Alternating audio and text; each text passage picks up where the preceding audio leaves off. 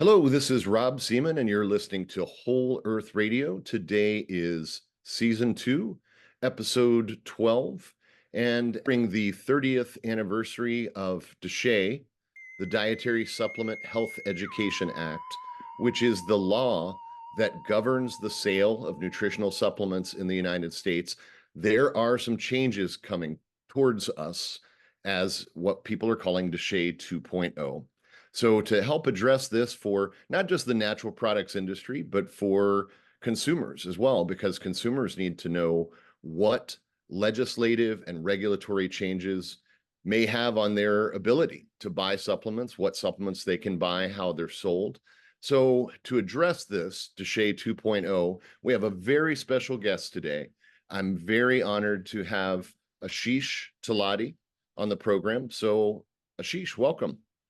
Thank you so much, Rob. Thanks for having me. It's a great topic, and I'd love to chat with you more about the DSHEA 2.0. Yes.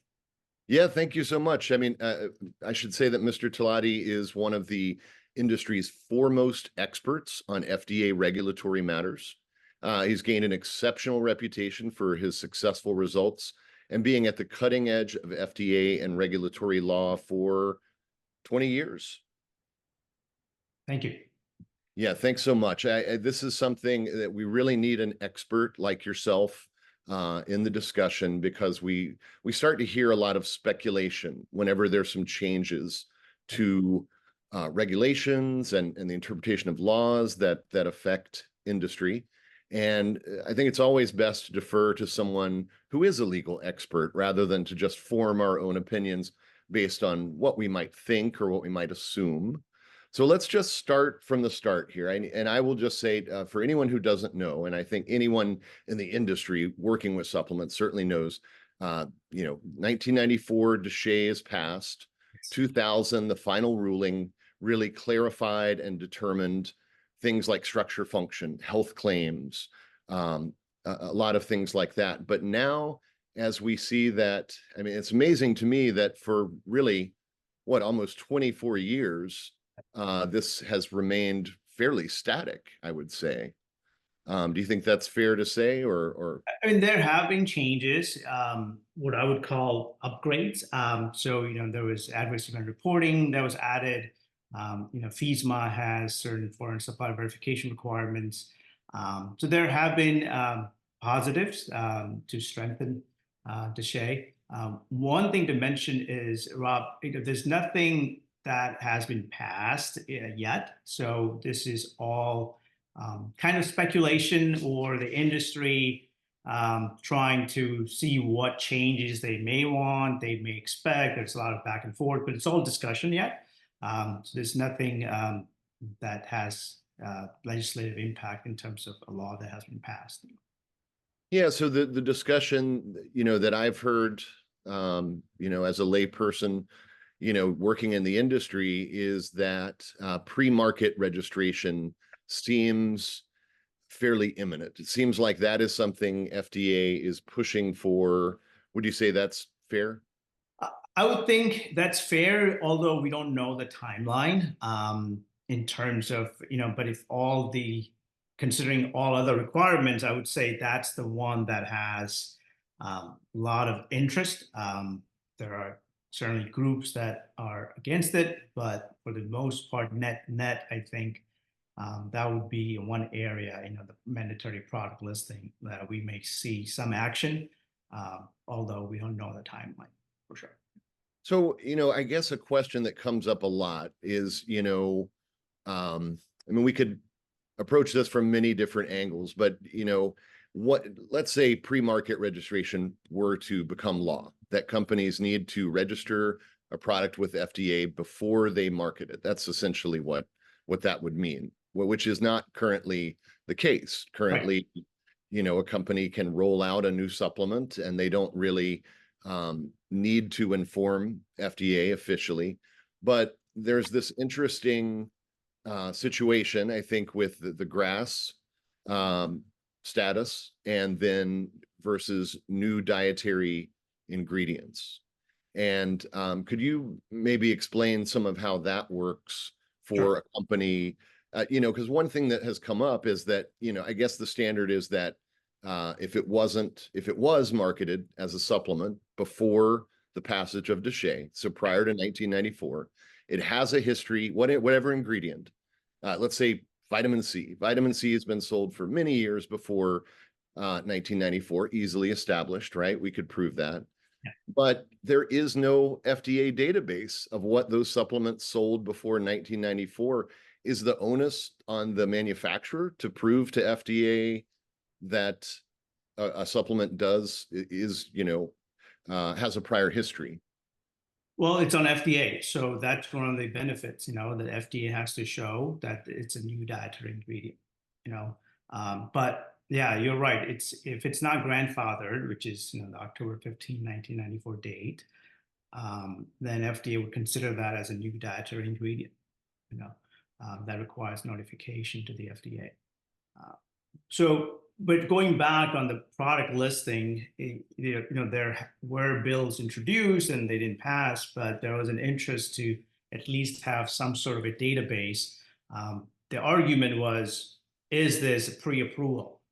So folks that were against it were very much wanted to make sure that there is not sort of a pre-approval process versus just a database where you list the product. And there are a lot of arguments, pros and cons against it, where the benefit, some argue that, hey, we'll keep the bad actors out. The negatives, people are saying, well, the bad actors are not going to list anyway, so really it's not going to benefit. If anything, will just burden. In my opinion, I think the net would be still a system that has some sort of a process around it. In the cosmetic worlds, folks know that there was a law, that was passed that now requires all cosmetic products to be listed with the FDA. Internationally, you have Canada, Australia, and other countries where products have to be listed that are sold as dietary supplements. So it's nothing new or novel. The U.S. is still one of the only big countries where it's actually the system is set up. It's a little much more easier for folks to sell a product, and that kind of also leads to a lot of bad actors in the system. But at the other end, FDA is not doing much enforcement as well. So there's lots of arguments where, well, yeah, you have a product listing, but what is that going to really do if FDA is not going to enforce? So to me, the bottom line would be to get more resources to FDA, have a little more pressure from Congress, and really a requirement that they increase enforcement. There's a structure already in place, but it may help. So, net, I would be thinking, it may be a good thing, but at the same time, there's a lot of issues. And that's why the DSHEA 2.0, which essentially means that how do we upgrade so it's better for consumers, for companies that are selling products, and for FDA, all three of them. There's a system a little more smoother than what it is right now.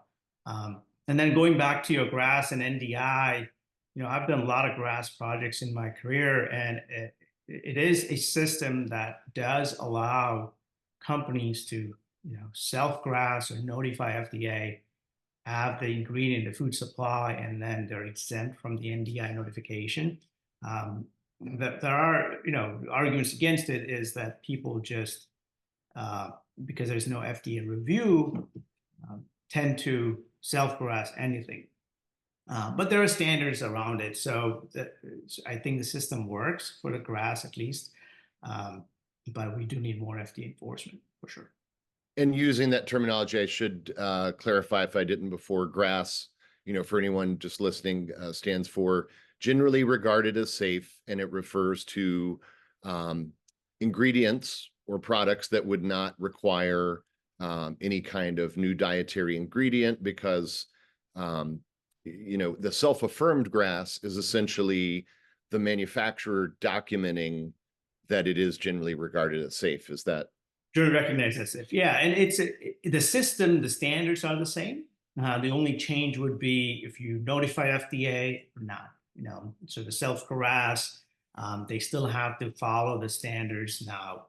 Of course, someone can argue if FDA is not looking at it, are they really following the standards or not? But to me, the system does work because we have not really seen any safety concerns for at least ingredients that were self-GRASed, so there's really nothing that comes to my mind that would trigger an argument that the system's not working.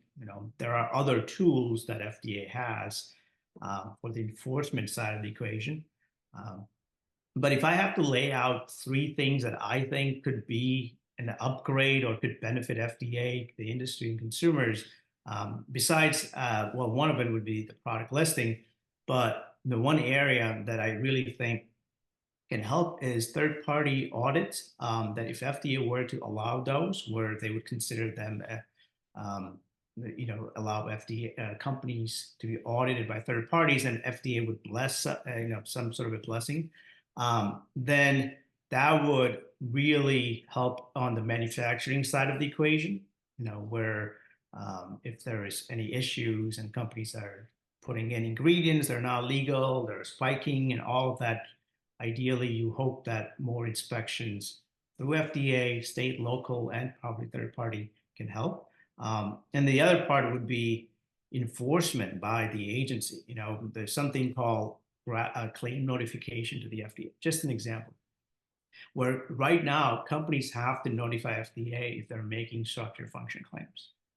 But you'll be surprised that many companies don't do that, and there's really no FDA enforcement. So a simple, basic requirement that you have to notify FDA of your claims. Many companies don't follow. FDA doesn't really do anything about that. And then what you see in the marketplace is claims are very aggressive, the claims that are really no substantiation for it. So something that's already in place, but we don't see much enforcement. Yes, you make a great point, and I think this is one of the biggest counter arguments from industry is just what you said. If the FDA isn't really enforcing what's already on the books, will more regulation really just put the onus on the burden, I should say, on industry, many of which are relatively small companies. So any burden that's put on them is sort of magnified, relatively speaking, because it can be a real burden for smaller businesses to do things that, if we give you this information and you put that on us, what are you going to do with it? Those are the two biggest concerns. One concern is that FDA might do nothing. We'll just create more bureaucracy, that won't result in cleaner, safer marketplace. The other concern I hear is that, as you kind of alluded to, we're opening Pandora's box. Is pre-market registration really just a gateway to pre-approval and to saying, because FDA has recently shown us this sort of possibility with ingredients like N-acetylcysteine, NAC, NMN, which is essentially a B vitamin, where they are drawing lines in the sand that may not be really, there's some debate as to whether these are legitimate distinctions that they're making about specific ingredients, particularly when those ingredients are also marketed in a pharmaceutical context.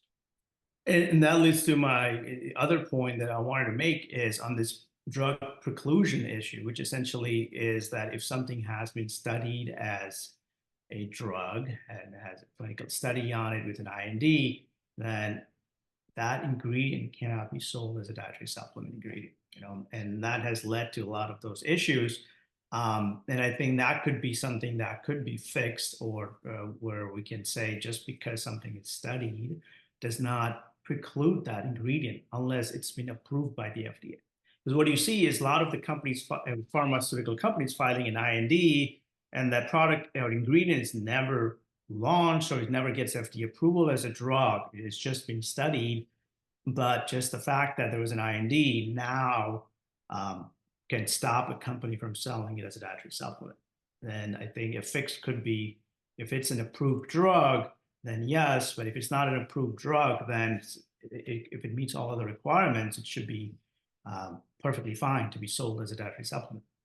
So what is that law that It's, governed. yeah, it's called drug preclusion. Essentially, what it means is, and this was a compromise that the industry made with pharmaceutical companies when DSHEA was passed, is the concern by the pharmaceutical companies was we invest hundreds of millions of dollars, we study an ingredient, and then next thing we know, someone sells it as a dietary supplement.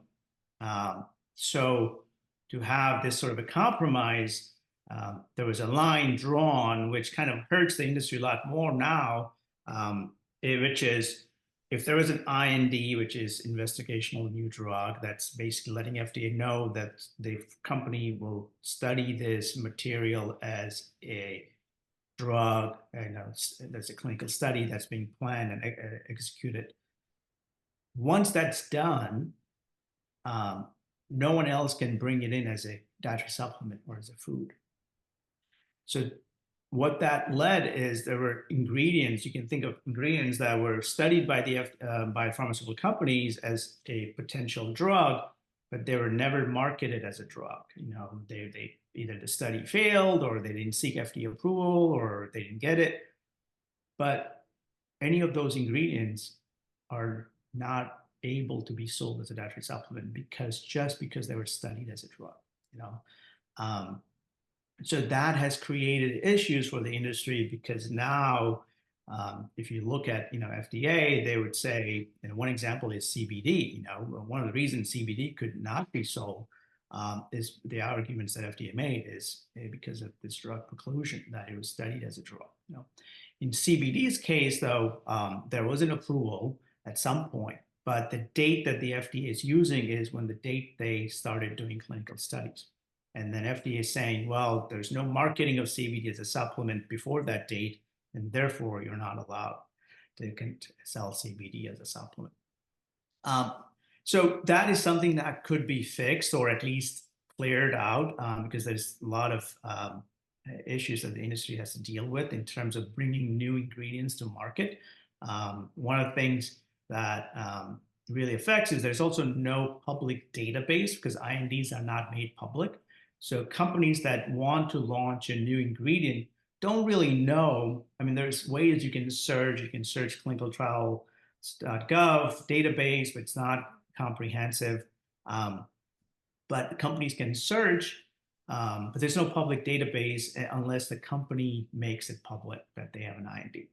So if I'm a new company, I want to launch, if I'm a company wanting to launch a new ingredient, I'm taking some risk that someday someone may come back to me and say, hey, it's been studied as a drug, and therefore you're not able to sell this dietary supplement.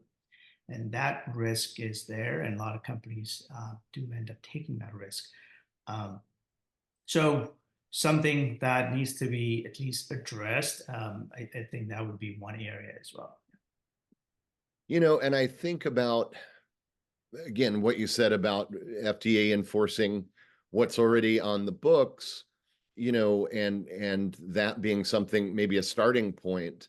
I think a lot of folks, if you look at the bad actors out there, in other words, you mentioned making health claims. I feel like the industry interpretation, as far as the reputable companies, and I look at this, for maybe I'm wrong, but the way I look at it is the legacy companies that have been sold in brick and mortar health food stores for years, long ago figured out how DSHEA works. They consulted with experts like yourself, and when they market a product, they do so under the parameters of that final ruling of DSHEA, which said things like, interestingly, PMS is not a disease. Menopause, not a disease. It specifically says that. Pain, in terms of everyday pain, the pain you might experience from just muscle overuse or something, is not a disease or a health condition. So you're not inherently violating the law by marketing something for these everyday concerns of otherwise healthy people, or that's sort of the general interpretation that we hear.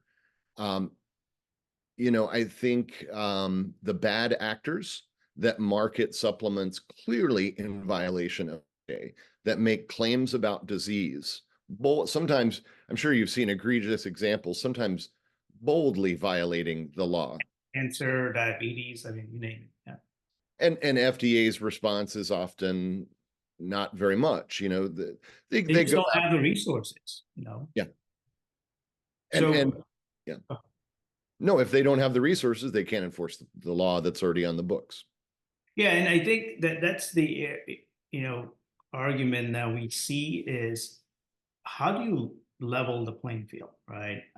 For companies that are following, they're spending money, they're hiring the right experts, doing the clinical study, substantiating their claims, not making aggressive disease claims.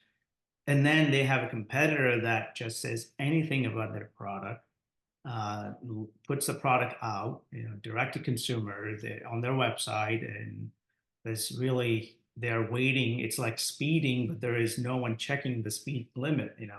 Uh, so that really hurts a lot of companies, and we see that all the time, where we have clients that come to us and say, well, they're doing it and they're taking market share from us.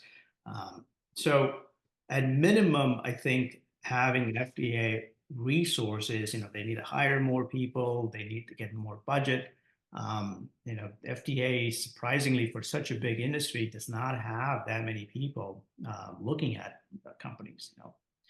And that really is the crux of the issue is there's really no enforcement on the NDIs. So there's no really, companies are not filing them because FDA is really not doing anything. There's really no enforcement on disease claims. I mean, every now and then you see warning letters being issued, but by the time they issue those, the company has been around for months and years. So they really, that affects enforcement on, there's inspections, but they're not really inspecting that many companies, again, because of resources. So there's manufacturing related issues that come into play where companies pay premium to do it right, follow GMPs, and someone else will just go and not follow the GMPs, and still consumer has no way of knowing them. Uh, so there are issues in terms of enforcement that I think could be handled with more resources. Certainly, it's much easier to say than it's being done. So we can critique the agency sitting from the outside, but having known folks that are working there, they would all love to have more budget and more resources. It's just not there. So it's not like they don't want to enforce; they would like to. They just don't have the resources. So And in light of that, I think, one argument is that rather than make these broad changes, again, that may put an unnecessary burden on small business, small, even not so small, but just an unnecessary burden on the industry. And that may be ineffective. It may just create a database that nothing is done with. I think we can all agree enforcing what is already law, what's already been, agreed upon, or is it's basically just the current I mean, market. it could be a compromise. If the industry says, "Look, we'll support the product listing, and if we can get the drug preclusion language cleaned up, because that would benefit the industry.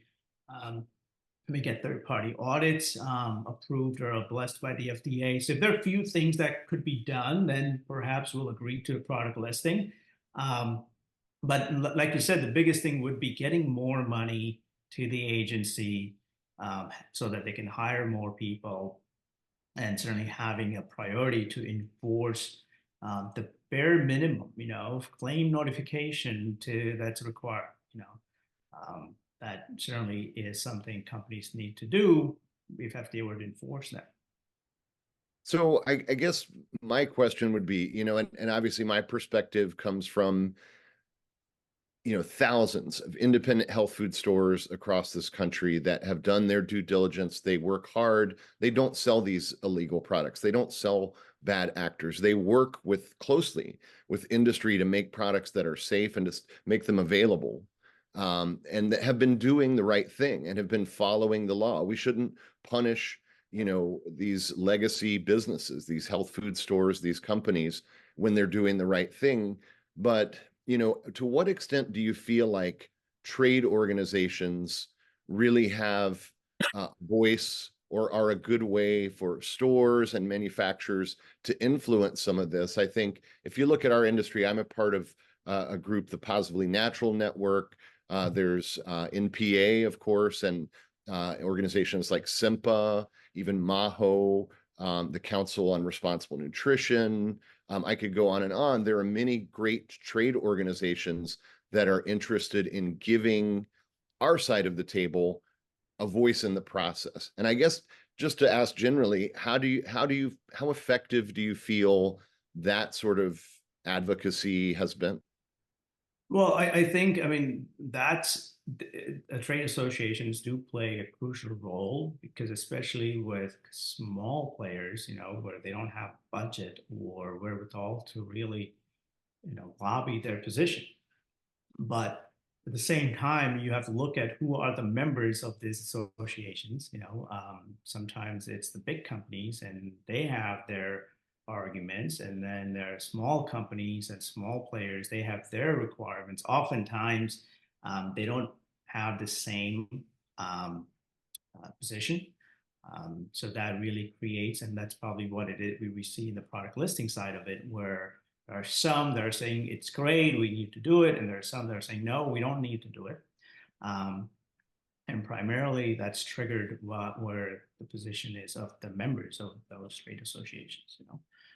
But I think just like any industry, you do need the trades to take a position and lobby their members' positions and the industry so that there is a little bit of an effective outcome, because yeah, otherwise it's going to be what FDA says and what Congress wants.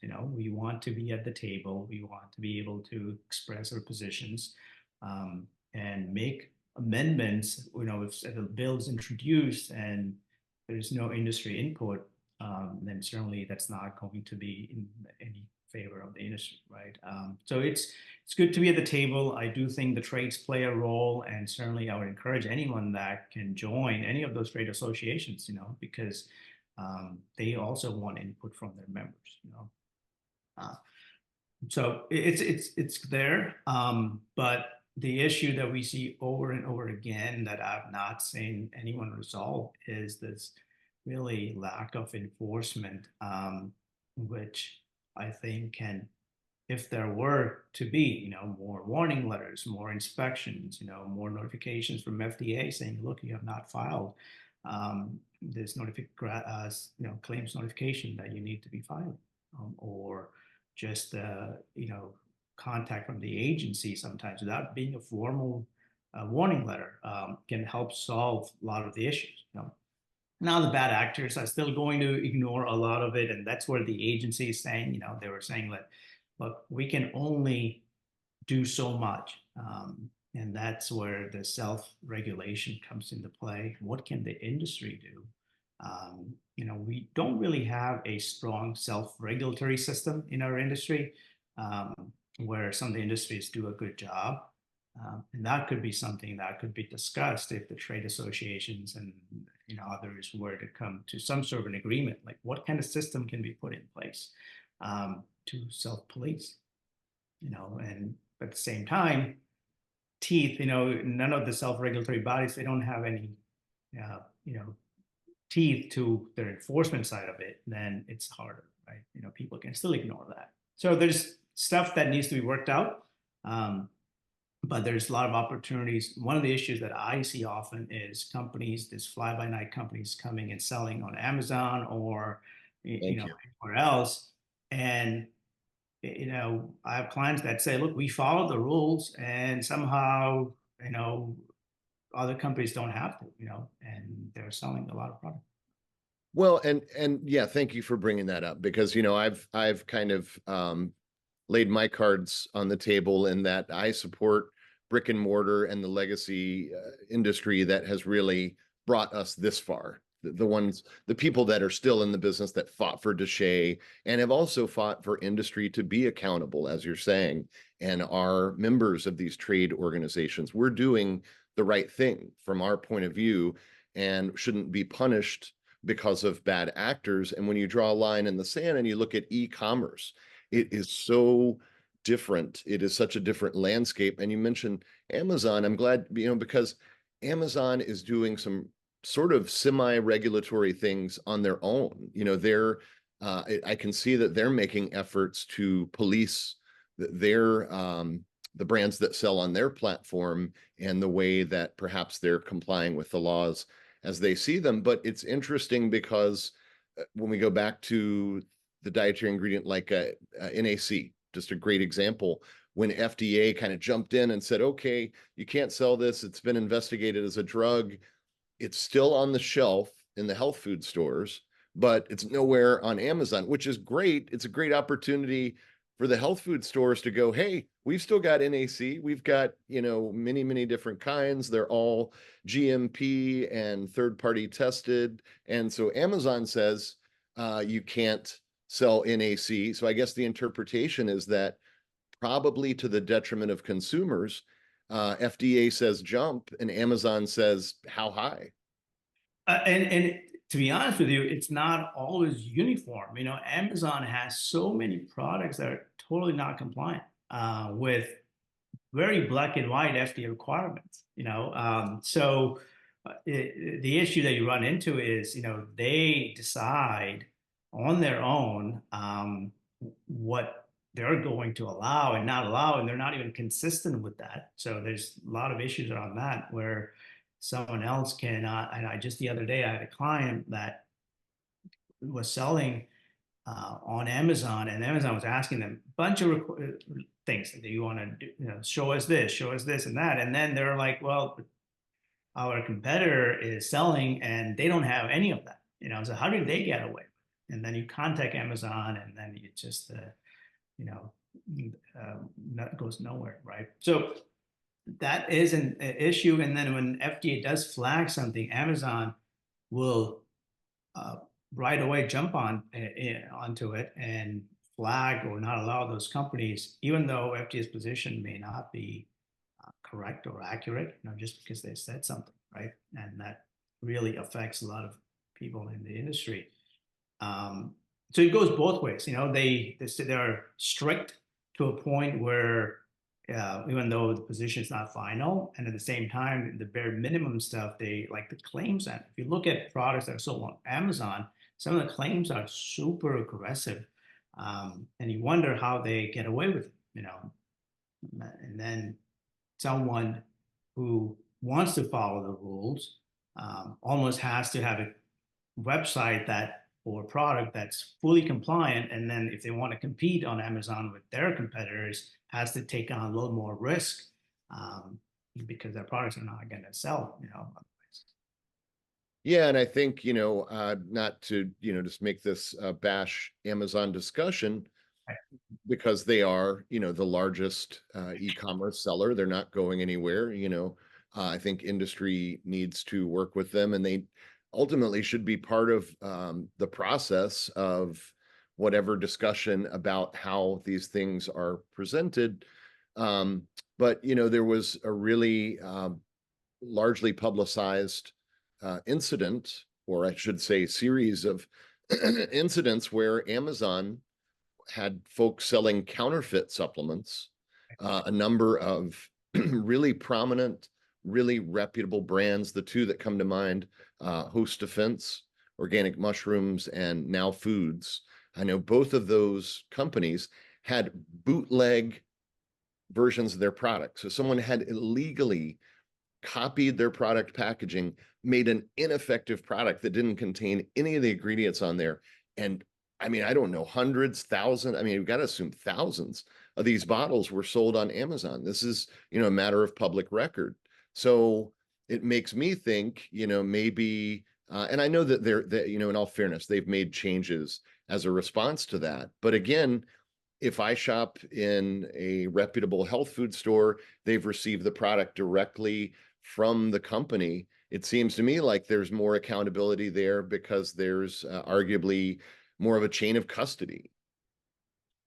I mean, yeah, I mean, Amazon's just so big, right? So it's just, there's a lot of big holes where companies can, bad players can go through, versus health food stores, where there's a little more of, like you mentioned, there's traceability. And that is an issue. Certainly, if you are a brand, you want to make sure that because that will really damage the brand if someone were to get hurt, right? They would find this use counterfeit product, and then there's safety concerns. There's a lot of other concerns with that. Um, but going back to the DSHEA 2.0 and that conversation, I think that um, beginning a good step would be more enforcement, and then the industry can say, look, what are we willing to give, and what can we get in return? And one of the things that is drug preclusion to me, having worked on a lot of those ingredients where there has been this question, where FDA has used that, to not allow those ingredients in the marketplace. I think that would be a big positive if that could be something that can be addressed. So, in this DSHEA 2.0, I think it's a bit mysterious for many people. When I say, have you heard, about what's going on? A lot of folks are not necessarily up to speed. And hopefully, I think this conversation is a great start for folks who are have a vested interest, or just concerned, even as consumers, to know kind of what the issues are in front of us. And I thank you so much for helping us frame this discussion, with some great legal expertise. But I think, one question I have is there, you said we don't have a timetable. Are there any next steps coming up? For example, I know, gosh, it's been more than a few years, but the last time I believe that FDA tried to revisit NDIs, right? There was, gosh, that's probably been 10 years, hasn't it? But there was a big hubbub, right? Everyone, we got our troops together, and we said, we're going to organize against these NDIs. Companies were sending out notifications, rally, they're trying to take our supplements, which I appreciate everyone taking that to heart, the threat that could be there. But it leaves the issue unresolved. So now, this is being raised. I mean, what has FDA told us about what they intend to do? With that previous situation, they had sort of hearings, right? But have they announced that they're going to have hearings on this?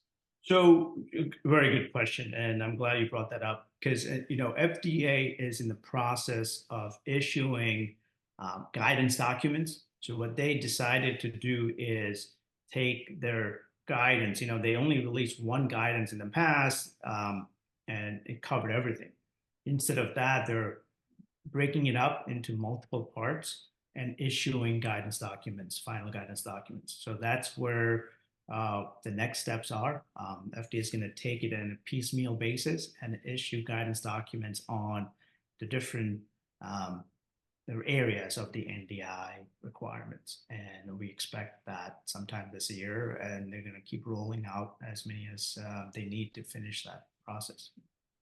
So as they roll those out, will there be any comment period we expect, or will there be an opportunity to perhaps push back or to offer I mean, any? you can always push back, certainly, but this guidance documents are, issued by the agency. And, what happens with the guidance documents, once they're issued,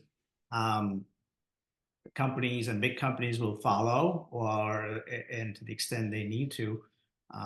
But there's hopefully, what we expect is a little more clarity. Hopefully FDA has listened to the industry inputs, and made some of those controversial areas a little more less controversial. But certainly we'll see what they release. From my understanding, FDA is going to wait. They're working on the easy parts first, so they already issued a couple, and then they're going to issue more complicated ones, or where there's a little more disagreement, on a rolling basis. Yeah, thank you. That makes a lot of sense. If I were them, I would start with the easy parts too. And then they may be taking the temperature, right? They may see what kind of pushback and see how easy these easy ones are. And, I believe in a reasonable point of view and not being alarmist or extremist.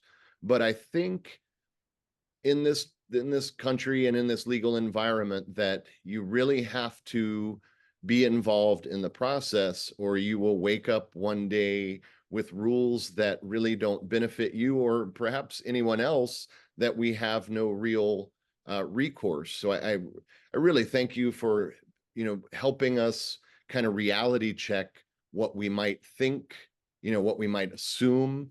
And, from the industry side, I think trying to form a clear, reasonable position, it is amazing to me. And I think you kind of alluded to this.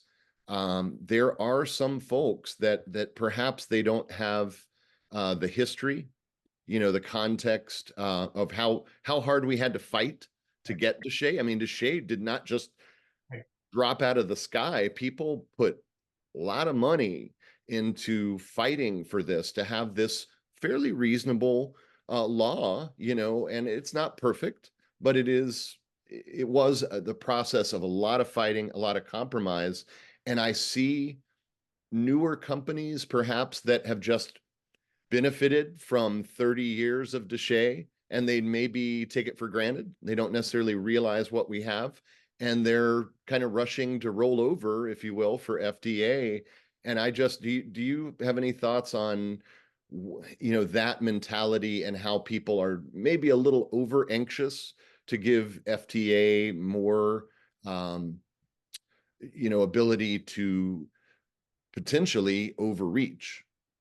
Uh, For sure, and I agree. Look, the Dietary Supplement Health and Education Act and the DSHEA was hard for the industry. Before that, it was a drug or a food. So to create a whole new category of products took a lot of effort.